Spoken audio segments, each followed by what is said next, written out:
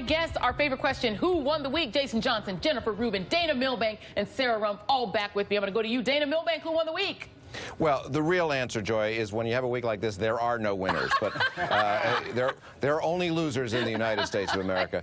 But if I was going to pick one, I would say it's Mark Meadows, chairman of the House Freedom Caucus. Trump went after him and others by name, has gone after him repeatedly. He's doing just fine in his home district in North Carolina because he's got core conservative support. And this is what the president fundamentally hasn't realized. He was able to bully his way to the nomination and the presidency.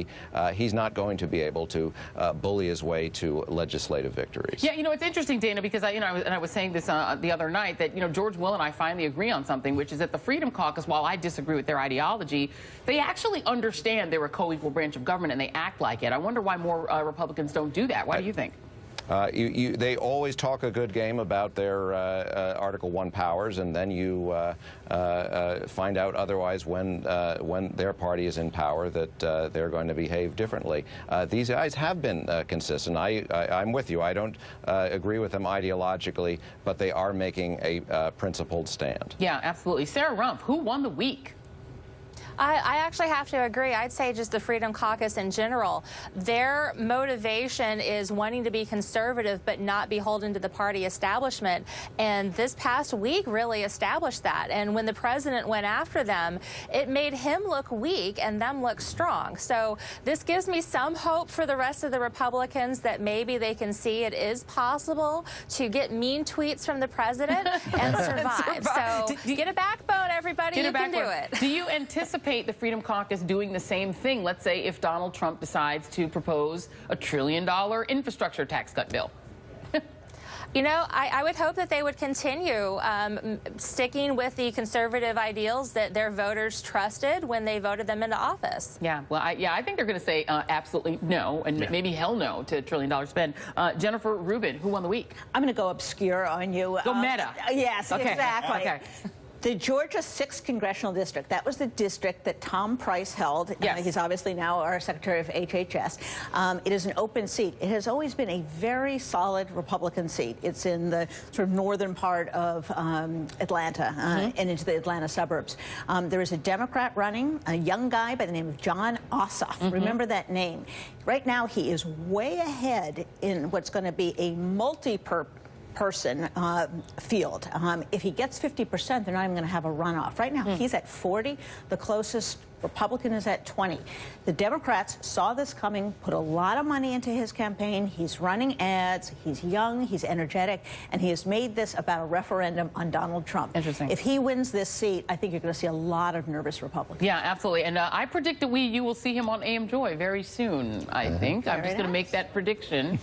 Because that is a very interesting way. And it's a bellwether, right? I mean, and Sarah Rumpf, we were talking about this yesterday when she was by the office. It's kind of a bellwether because, as you said, it's running against the president. Right. And for 2018. And this is not a Democratic district at all. This is one that should be a slam dunk for them. Yeah. You know, Price was there for years. Yeah. Well, so Ice's district in California, Nunez's district. A lot of these guys in 2018, they think they're safe. They may not be safe. Jason Johnson, who won the week? So who won the week? In my best Friday voice, how'd you win the week when you ain't got no job, right?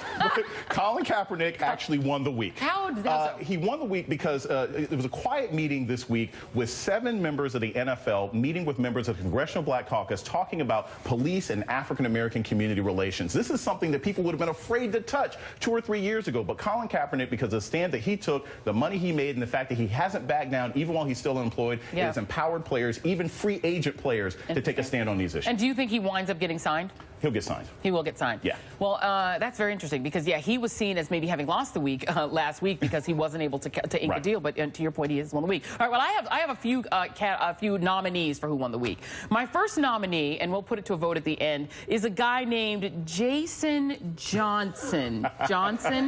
Jason Johnson, who I believe won the week with what they are calling in the Twitter sphere. The kids are calling it the slap down.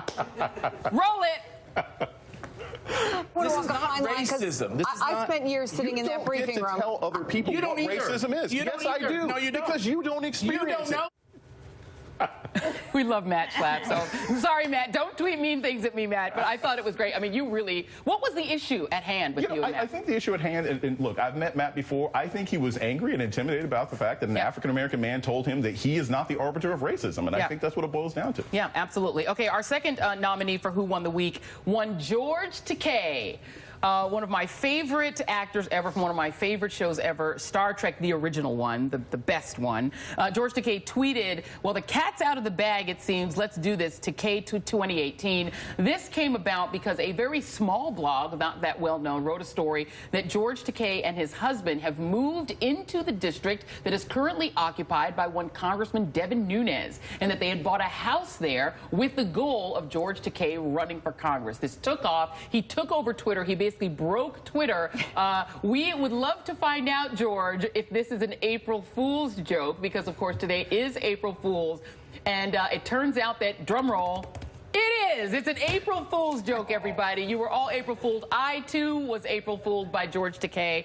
So I think, actually, I'm not even going to take a vote. George Takei won the week because he did that. And lastly, my last nominee for Who Won the Week, and she always wins every week, including in the ratings, my girl, Rachel Maddow. It is her birthday today. Happy birthday, Rachel Maddow. You win every week. Not only are you killing it in the ratings, you are also a diva in terms of making sure that everybody knows what they need to know about Russiagate. And she's my pal, and she's great. So Rachel Maddow won the week. Thank you all very much for being here. And does anybody have any thoughts on that? Does anybody want to vote? You guys want to vote on who won the week? George Takei. I vote for Sulu. I was about to say, oh my. Like, I was going to you win the week, Joy, for that list. Dana, sorry, Dana, what were you saying? You win the week for that list. I win the week for that list. And you know what? The answer to who won the week when you're on the AM Joy show is always the best answer is that I won the week. So actually, now, Dana, thank you very much. You get the door prize. Really appreciate y'all being here. Jason Johnson, Jennifer Rubin, Dana Milbank, Sarah Rump, thank you all for being here. Love this panel. That is our show for today. Be sure and join us tomorrow